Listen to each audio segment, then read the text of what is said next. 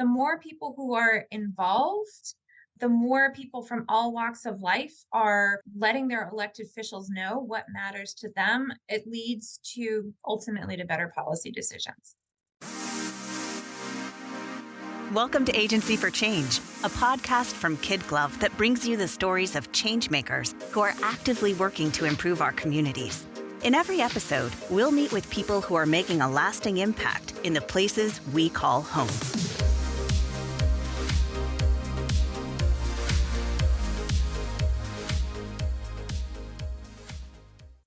In 2008, a group of concerned organizations in Nebraska got together with the intention of helping everyday citizens better understand topics that, until then, were fairly inaccessible to most people: the state budget, taxes, and how the government spends those tax dollars.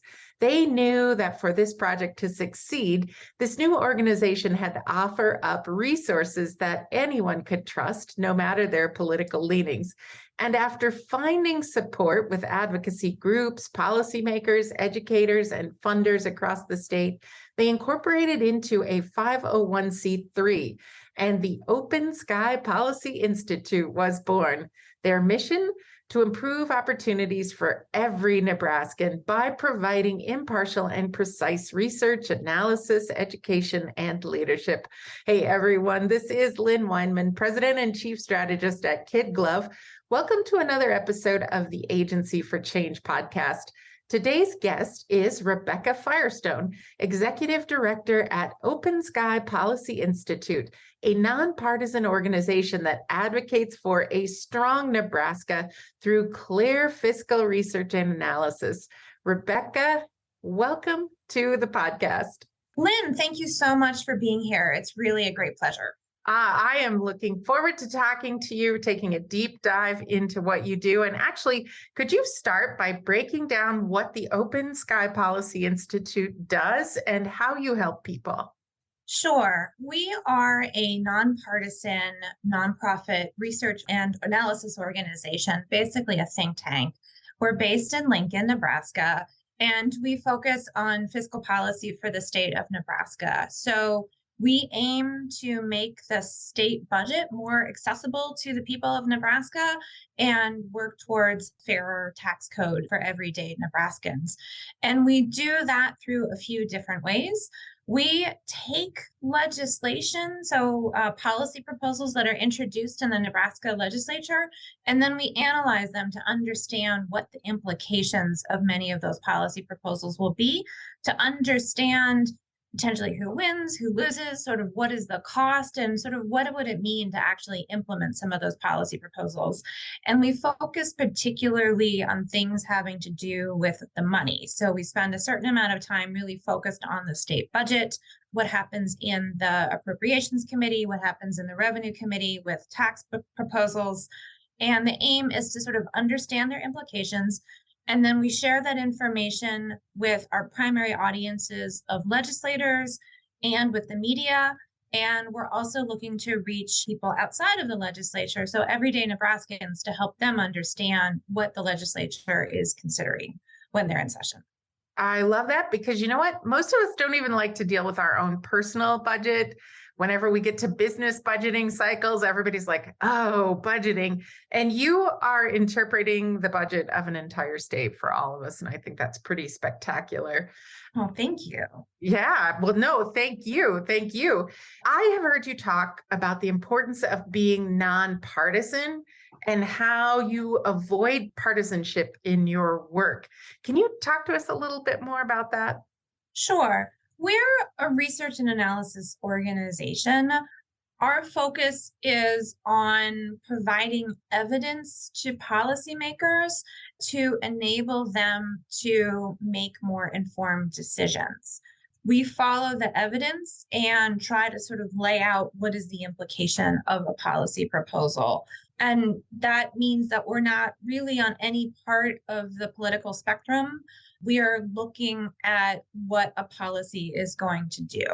Also, it's really important, I think, for all of us as Nebraskans to understand the tradition of nonpartisanship that we have within the Nebraska legislature. It really makes us stand out as a state It's a unique and really special component of how our legislature does the work of the people of Nebraska. And it's within that spirit that we also aim to be nonpartisan.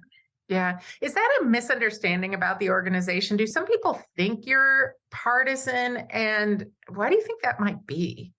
Well, I mean, we say all the time that we're a nonpartisan organization, and we put the numbers out there and aim to let those numbers speak for themselves. They do end up running through people's ideological filters. And I mean, I think that's the nature of the day and age that we're in, not just in Nebraska, but in the United States. Yeah, it seems like everything in life is running through ideological filters right now, isn't it? Yeah. Mm-hmm. Yeah. So, Rebecca, your website has the tagline "Clear Thinking for a Stronger Nebraska," which I do love as a marketing person. In your mind, what does that strong Nebraska look like? I think that's a Nebraska where our government works for everyone and enables everyone in the state to tap into the shared prosperity that's possible in the state that we live. And so that means making sure that we have a fair playing field, that families are able to thrive, and that we have a state government that is making decisions and prioritizing what everyday Nebraskans need to thrive. And so, when you think about the policies that support that kind of Nebraska, what kind of policies help us accomplish this? One thing that I will specifically, I think, pay some attention to is our personal income taxes and how income taxes work in Nebraska. My favorite founding father is Benjamin Franklin, and he has a number of fantastic quotes. One of my favorite is that nothing is certain except death and taxes. So, for sure, for sure. So we all pay taxes. None of us love it, but our tax policies, our tax code are really a tool for shared prosperity. And I think it's also a way that we all have a stake in making sure that our government is working for all of us. And a key thing to think about there is the way our personal income taxes are set up. So basically, the more you make, the higher amounts of your income are taxed at a higher rate than the lower amounts of your income. Or if you're a low income person, your income is taxed at a lower rate. And that is a really important tool for governments across the United States and around the world. And it's set up on the basis of if you have the ability to pay more, then you should pay more. People at wealthier ends of the income distribution may say, hey, why am I being paid? Why am I being taxed at a higher rate? But that's because you have a broader pool of wealth to contribute to helping our government enable people in this economy to thrive. It's a way of leveling the playing field. It's a way of enabling everyone to have a fair shot. That's why we spend a lot of time on how our income tax rates are set up and talking about this notion of, this is an economic term, a progressive income tax rate means basically that the people who have more have a greater ability to pay and are contributing at a greater rate. And that's contrasted with a regressive income tax rate where the people who are poorest are paying a greater tax burden than people who are wealthier. And when you look at the entire tax code that we have here in Nebraska, that includes income taxes, property taxes, and sales taxes, you put that total tax burden together, you actually do see that overall our total tax code leaves us in a regressive situation where people at the lowest parts of the income distribution, people who are poorest in Nebraska, are proportionally have a greater tax burden than people who are wealthy. And the best way to sort of even the playing field there is actually through our income taxes. And Rebecca, that's not an easy topic to, bring up, explain, communicate. I'm sure it's not highly popular with some groups, not necessarily dinner party conversation, I'm guessing. No, it's dry. There's a lot of numbers involved and a lot of math. Our aim is to try to bring people along in that conversation and to understand taxes as a way that we're all contributing to getting a government to work for all of us, Yeah. and to help people understand how their taxes work. Because, yeah, it's complicated. It's not very interesting, but our goal and our job is to try to help it more accessible to everyone. That's fantastic. I think that's an important communication principle. Meet people where they're at and communicate in a manner that is helpful for them. Yeah. So I appreciate that. So OpenSky focuses on 4 policy areas. What are those areas, and why did the organization choose to hone in on these topics? We focus on 4 areas. They are taxes, the state budget, education, and healthcare. And the taxes and the budget I'll start with first. That taxes is where the money comes into government, and we want to understand where is the money coming from and how are those taxes being gathered. And then the budget is where the money is going. So what decisions are our legislators making about how they want to use our tax dollars for providing government services? And within that budget, within the state of Nebraska overall budget, the largest portions of state spending are in education and in healthcare. So if you look at the state's general fund, which is like basically the largest portion of the state budget, it's like the state's checking account. The largest proportion of that spending is in education. That's 40% of spending. And that is predominantly K through 12 education. That's 27% of spending overall, followed by higher education. So top line, the state of Nebraska, 44% of its budget goes to education. The next largest portion of the state budget is on spending for health and human services, and that's 37%. And within that, the largest share is for Medicaid and CHIP, which is providing access to health insurance to low-income populations. And then there's some non-Medicaid spending within there. So we're looking at where the state's putting its dollars when we're focusing on education and on healthcare. So if my math is correct, that's over 70% of the state budget on education and healthcare, which are That's two areas that I think we all would agree are of great need and vital to the success of the people that live here. Absolutely. Help everyone contribute to society, make Nebraska a great place to live, and also are really important for having a strong and thriving workforce that's going to attract businesses to the state and enable businesses in the state to have a fantastic workforce that they can tap into. Absolutely.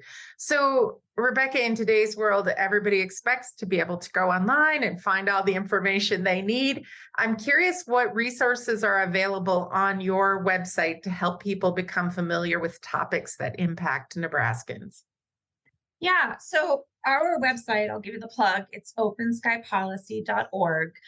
You can go to that website, and we regularly update it, particularly during legislative session, which is where we're at now, with blog posts where we are providing analyses of the legislation that we're looking at, and just generally providing updates on what's happening in the legislature. So that front page of our website is an important place to go to. We also have some important resources there that are we call them primers, and they're basically sort of summaries of key policy areas within the state. So we have a primer just about our tax expenditure system and how the budget works. We have a primer on K through 12 education, one on Medicaid, and one on SNAP, which people also know as food stamps, which is our program for ensuring food security in the U.S. So we talk about how SNAP works in Nebraska. I have read those, and honestly, very, very helpful at taking some very complex topics and making them accessible and understandable to everybody. Now, I know in addition to the primers and in addition to the blog posts, you also do a number of op-eds communicating through the statewide media system. What kind of topics do you choose to write about, and what impact do you hope they have on readers? Yeah, we regularly do op-eds to talk about what's happening in the legislature and particularly to give an overview about what is happening fiscally or what's the money story about what's happening in the legislature. So we just did a recent op-ed on that was sort of setting up for legislative session that was talking about our budget surplus. The state of Nebraska has this almost unprecedented budget surplus of $1.9 billion of sort of extra money that's available for the state to consider how to use.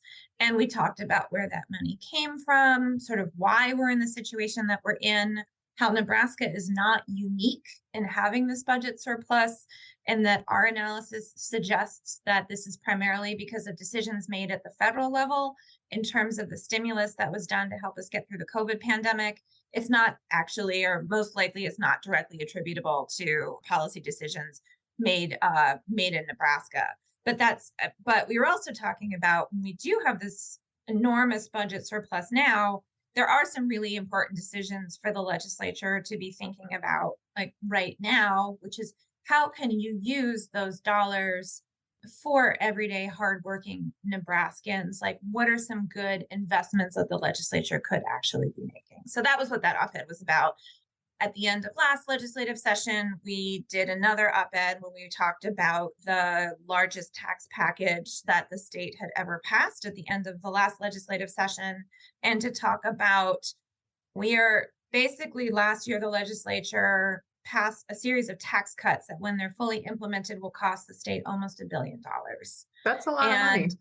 It's a lot of money. So we've got a lot of money right now, but our projections that are a few years from now, once these tax cuts take effect, we are not nearly going to have as much money. And the state has to balance its budget. It can't spend more than it takes in.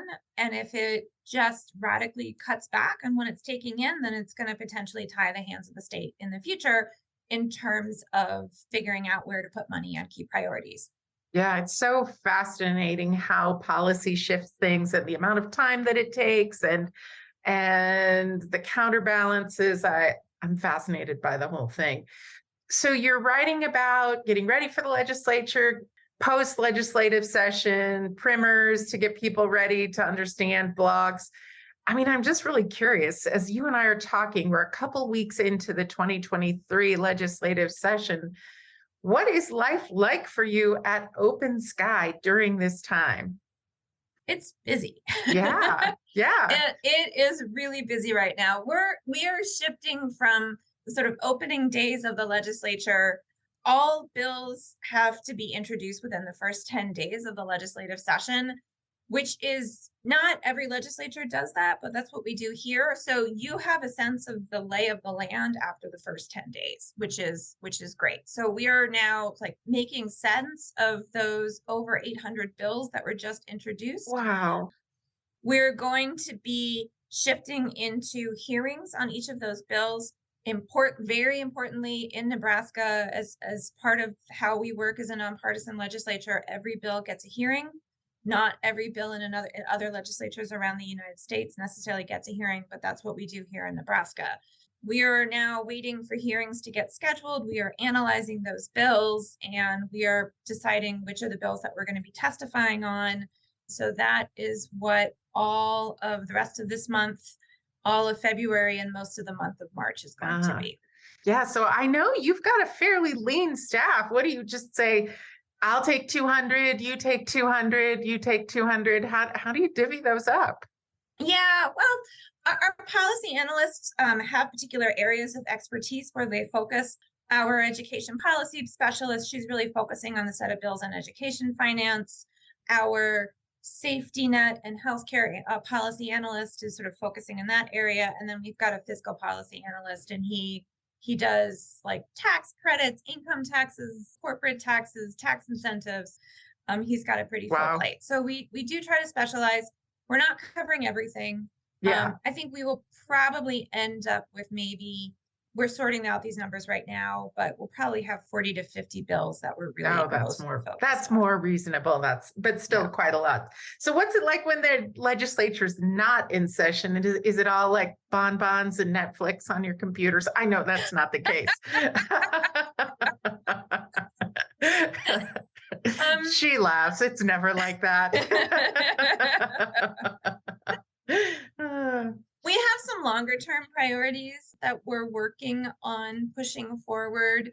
So the interims of like when we're out of session, it's called the interim. And that's really an opportunity for us to do some deeper analyses, to work on some publications that we want to get out. And importantly, to spend a lot of time connecting with people outside of Lincoln and talking about what happens in the legislature and why that matters for them. Yeah, that makes a lot of sense.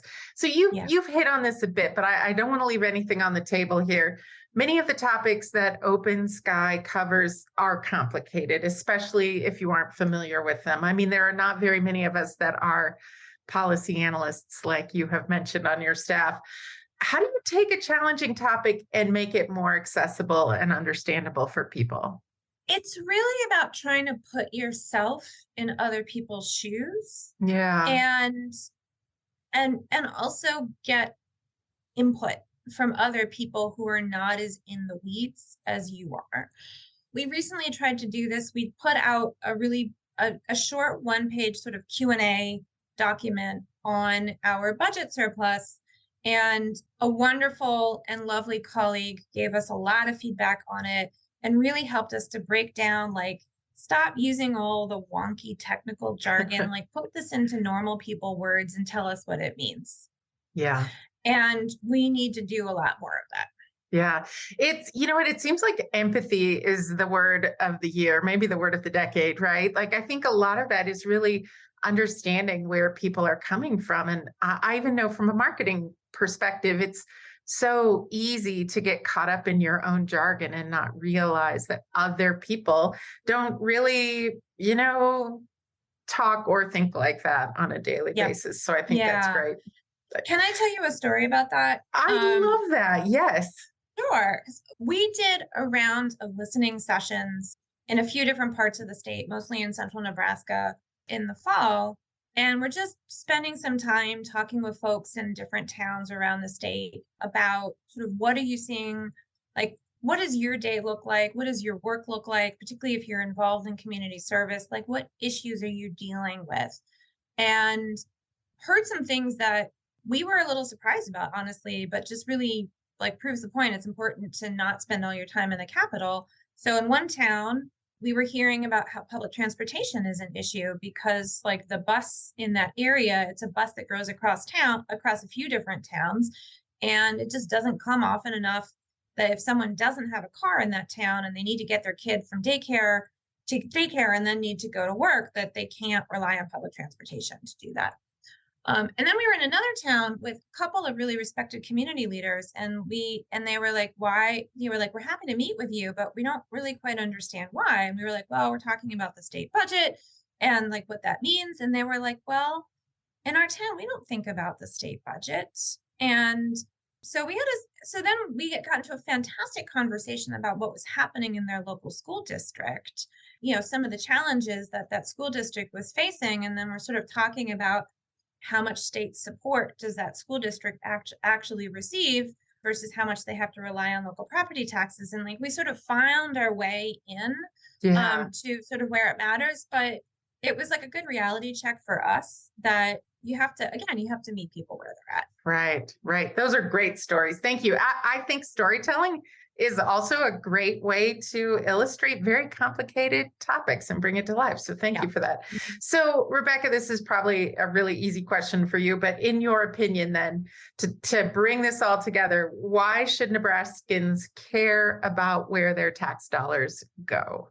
Well, I mentioned that quote before from Benjamin Franklin about nothing is certain in life. And so that means we're going to be paying taxes. And I mean, they're our contribution to our democracy and to the society that we live in. I think we would make an argument that we should all understand where our tax dollars are going and how our tax dollars are being used, because it's an important part of it shapes the government and it shapes the society that we live in. Personally, I'm happy to pay my taxes as long as I know that I'm getting like value for money from contributing to my democracy and my society. And so I think it's that question of like, what kind of value for money are you getting from your government services? Yeah. Very good. Very good. So, Rebecca, are there any big events or initiatives OpenSky is tackling right now? Right now, really all our focus is on the legislative session, and we are watching very closely the governor's budget proposal, which will be coming out next week. So we'll be interested to see. I think we'll learn a lot about the new governor's priorities from this budget. We're also going to be looking very closely at a number of tax policy proposals that have been introduced. There's one in particular that I think we particularly want to unpack, which is a proposal to move Nebraska to a flat income tax.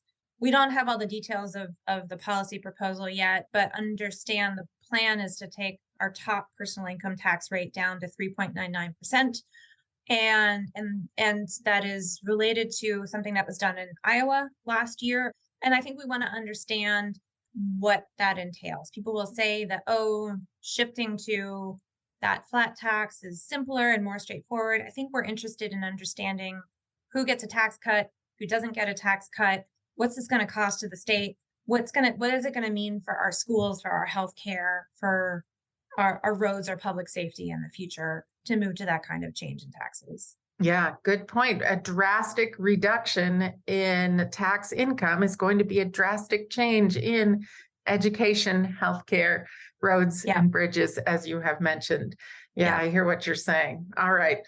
Rebecca, really great stuff. I'm gonna take us in a totally different direction with this next question. It's my favorite question. Everyone who listens to the podcast knows that I am inspired by motivational quotes.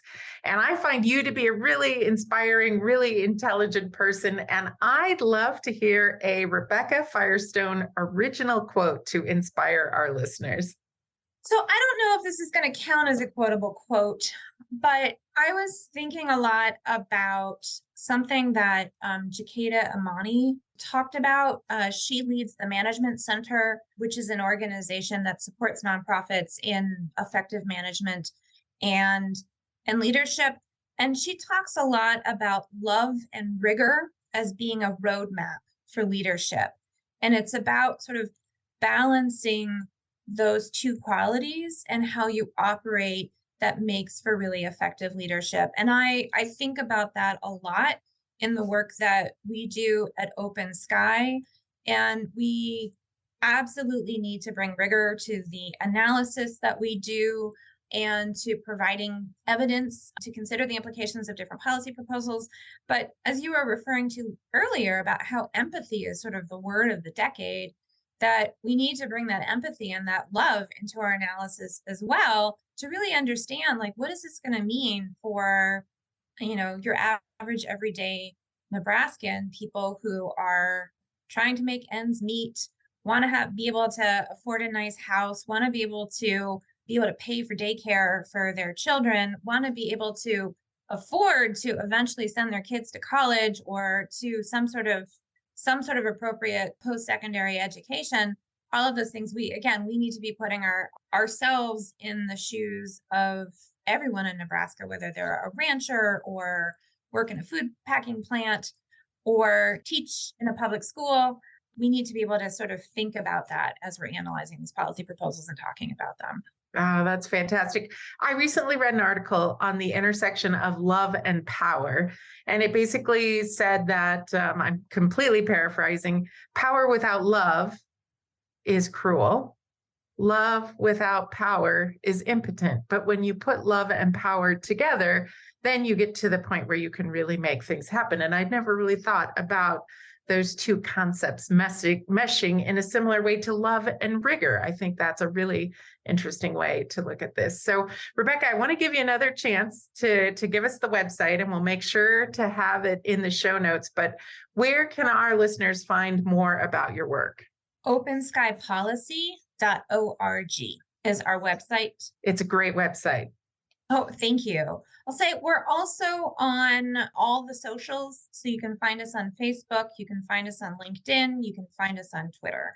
Fantastic. All the socials. I love it. We'll have links to those in the show notes as well. So, Rebecca, as we wrap up this great conversation today, what is the most important thing you would like our listeners to remember about the work that you're doing?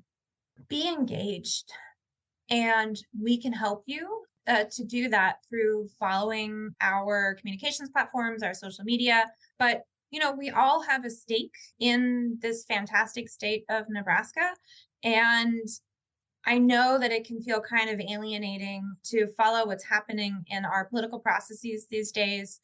But, it really matters. The more people who are involved, the more people from all walks of life are letting their elected officials know what matters to them. It leads to ultimately to better policy decisions. So I would just encourage everyone listening to be engaged, pay attention. There's a lot of resources out there to help you do that. Rebecca, I feel smarter after talking with you for the last 30 minutes. So thank you. And I just want to say, I fully believe the world needs more people like you, more organizations like the OpenSky Policy Institute. Thank you for your time today. Oh, Lynn, thank you so much for this opportunity.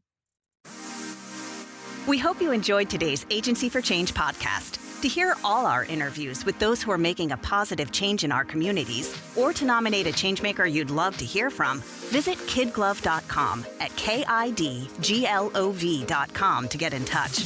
As always, if you like what you've heard today, be sure to rate, review, subscribe, and share. Thanks for listening, and we'll see you next time.